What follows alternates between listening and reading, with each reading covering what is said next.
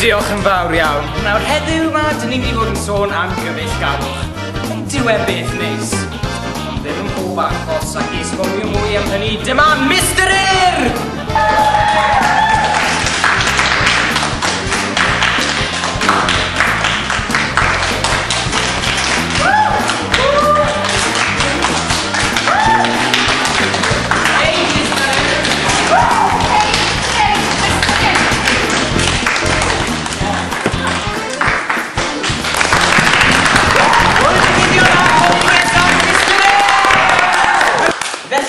Cyfeillgarwch, Mr. Urdd. Beth yw dy farn di?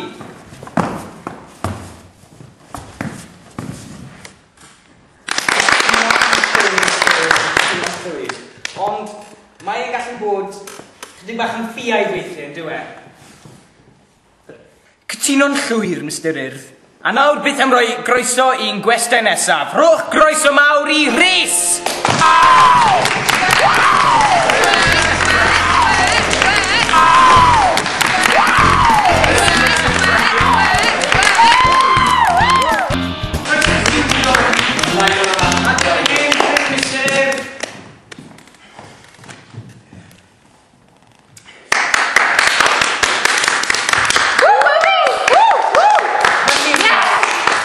Stori di.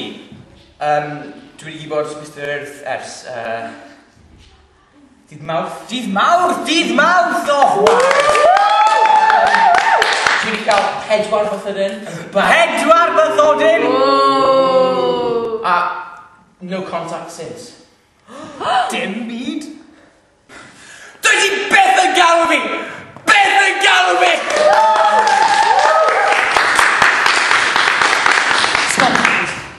So am y 4 diwrnod, mae wedi nabod di. Dwi byth wedi dalw di?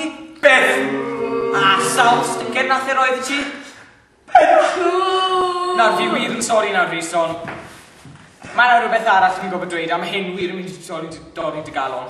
O no. Mae gan Mr. Urdd. Ffrind arall. Croeso i Mirai! Mirai, ti'n teimlo heddiw? Rhaid i Gwern! Beth mae'n ti'n teimlo?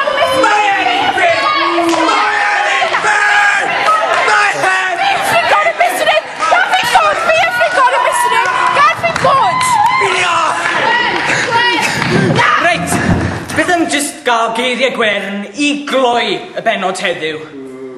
Sdim ots os y sgan Mr. Urdd, ffrindiau arall, rydych chi i gyd yn ffrindi Mr. Urdd, y sticer sy'n cyfri. Cofiwch, dych chi yn ffrind i Mr. Urdd.